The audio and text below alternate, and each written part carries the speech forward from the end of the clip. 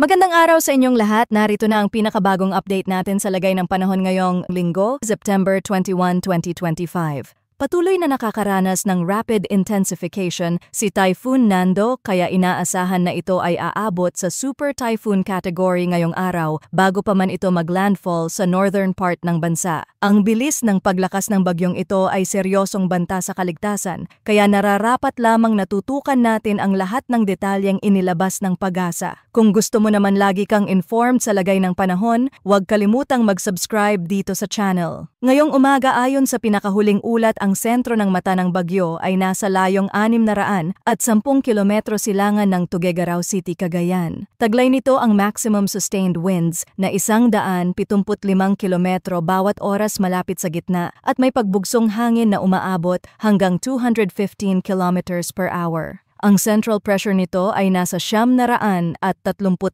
HPA. Sa ngayon ay kumikilos ito pa northwest sa bilis na 15 kilometro bawat oras. Ang typhoon force winds nito ay umaabot hanggang 530 kilometro mula sa sentro dahilan kung bakit napakalawak ng sakop na lugar na maaaring maapektuhan ng malalakas na hangin at matitinding pag-ulan. Itinaas na ng Pag-asa ang Tropical Cyclone Wind Signal number 2 sa mga lugar ng Batanes, Cagayan, kabilang ang Babuyan Islands northeastern portion ng Isabela, eastern portion ng Apayao, at eastern portion ng Kalinga. Ang mga lugar na ito ay maaaring makaranas ng gale force winds na may lead time na 24 na oras. Ang lakas ng hangin sa ilalim ng signal na ito ay nasa pagitan ng 62 hanggang 88 kilometro bawat oras na posibleng magdulot ng minor hanggang moderate na pinsala sa buhay at ari-arian. Samantala, nasa ilalim naman ng Tropical Cyclone Wind Signal number 1 ang nalalabing bahagi ng Isabela, Quirino, Nueva Vizcaya, nalalabing bahagi ng Kalinga,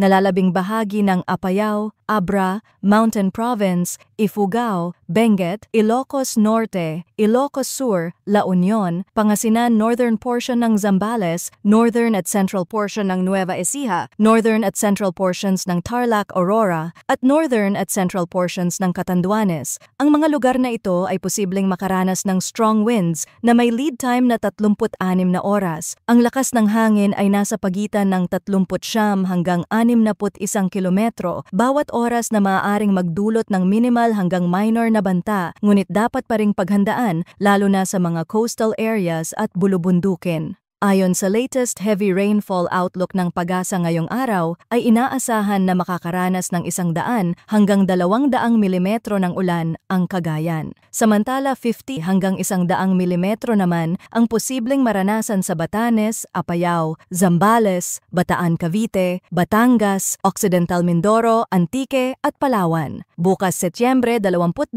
mas matindi ang pag-ulan na inaasahan. Mahigit 200 milimetro ang posibleng ibuhos sa Ilocos Norte, Apayao, Abra, Batanes at Cagayan. 100 hanggang 200 milimetro naman ang maaaring maranasan sa Ilocos Sur, La Union at Kalinga. Habang 50 hanggang 100 millimeters naman ang aasahan sa Pangasinan, Mountain Province, Ifugao, Benguet, Isabela, Nueva Vizcaya, Zambales, Bataan, Tarlac, Cavite, Batangas, Occidental Mindoro at Palawan. Sa Martes, Setyembre 23, inaasahan 50 to 100 millimeters ng mga pag-ulan ang mararanasan sa Ilocos Norte, Ilocos Sur, La Union, Pangasinan, Apayao, Abra, Kalinga, Mountain Province, Benguet, Batanes at Cagayan. Katulad din ng dami ng ulan ang posibleng maranasan sa Metro Manila, Zambales, Bataan Tarlac, Pampanga, Bulacan, Rizal, Cavite, Batangas at Occidental Mindoro. Tandaan na mas mataas pa ang rainfall amounts sa mga bundok at elevated areas at mas mataas din ang panganib ng flash floods at landslides lalo na sa mga lugar na dati nang madalas bahain o gumuho ang lupa.